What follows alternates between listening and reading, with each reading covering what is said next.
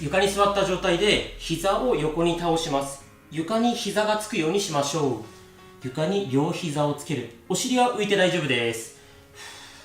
手はこんな感じで後ろについててもいいですし、余裕がある人は手をつかずにね、こうやってやるとより効果的です。呼吸は止めないようにして、しっかりね、膝と膝が床につくまで倒す。お尻は浮いて大丈夫です。しっかり倒す。股関節からね、動かすイメージです。この次の種目、ちょっとだけ難しくなります。倒して、こっちの手を床につく。倒して、こっちの手を床につく。これを繰り返していきましょう。膝と膝はしっかり床につける。お尻が床から浮くのは OK です。余裕がある人は手を遠くに伸ばしてみましょう。遠くに伸ばす。骨盤周りをね、動かしてます。できる限り遠くに手を伸ばす。呼吸を止めないように意識を続けましょう。ラスト1回遠くに伸ばして OK。 次はまたこの体勢に戻って、つま先をぐっと持ち上げる。つま先を持ち上げる。このすねの筋肉使うイメージです。触ってね、すねが動いてる感覚あれば OK です。手を床についておいてもいいですが、肩に力入りすぎないようにすることと、呼吸は止めないようにしましょう。で、そんなに難しい種目じゃないので、限界までつま先をぐっと上げ切ることを意識して行いましょう。OK。次は膝を伸ばします。この状態でつま先を自分の方にぐっと向けます。こんな感じです。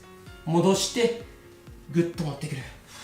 できたらね、膝は曲げないで行うことと、あまり前もも力入らないように意識をしましょう。つま先を限界までぐっと持ってくる。この時にちょっとふくらはぎとかね、膝の裏が伸びてくると思います。呼吸止めないようにして、肩に力が入りすぎないように意識を続けましょう。 OK。 次はお尻を伸ばします。右足を左こっちに持ってきて、この足をお腹にぐーっと寄せます。右のお尻が伸びてれば OK です。こうサムネにある通り、結構お尻がね気になってるみたいなので、しっかりお尻柔らかくしていきましょう。できる限り胸を張って、ちょっと上からね頭を引っ張られてるイメージ。こうするとより伸びてきます。足はお腹から離れないように意識を続けて、肩は力入れすぎず呼吸は止めないように意識を続けましょう。 OK。 次逆のお尻いきます。左足を右こっちに持ってきて、この足をお腹にぐーっとつけます。お尻伸びる感覚あれば OK です。さっきつま先を上げるっていう動きを行ったんですが、結構ねサムネの写真見ると半長膝気味なので、そのためねつま先を上げてすねを使うっていう動きを入れました。このお尻伸びる感覚あれば OK です。なるべく胸を張って呼吸は止めない、肩の力入れすぎないようにしましょう。 OK。 一回足を戻して、この状態から右手肘を床についたら、左手を斜め上こっちに向かって伸ばす。左の脇腹背中伸びてれば OK です。こんな感じですね。できる限り指先遠くまで伸ばすと伸びてくると思います。脇の下背中この辺です。左の指先は遠くに向かってぐーっと離す。呼吸は止めないように意識を続けましょう。なるべく遠くに向かって伸ばしましょう。 OK。 次は左肘を床について、右手を斜め上遠くに向かってぐーっと伸ばします。右の背中脇の下伸びてれば OK です。呼吸止めないようにしましょう。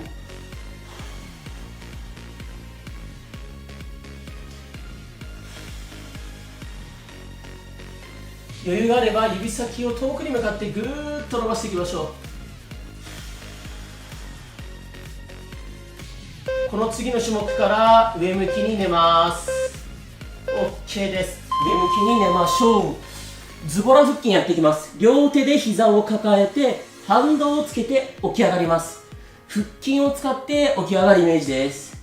もしもね腰が痛いとか首が痛い、もしくは起き上がれない人は手でこうやって足抱えるだけ。これでちょっと頭持ち上げる。これでもね、十分腹筋に効いてきます。腹筋を意識して使うこと、ちょっとお尻を床から浮かすことを意識しましょう。余裕がある人はちゃんとこうやって反動つけてズボラ腹筋続けましょう。 OK、 次足パカです。足パカして閉じる。これを繰り返していきましょう。お尻の下に手を入れても OK です。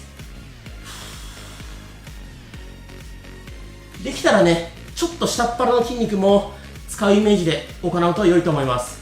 しっかり膝伸ばして限界まで開く。内ももを使って閉じる。これを繰り返していきましょう。しっかり閉じる。内ももを意識して限界まで開いて閉じる。 OK です。0秒は飛ぶで、レジェンド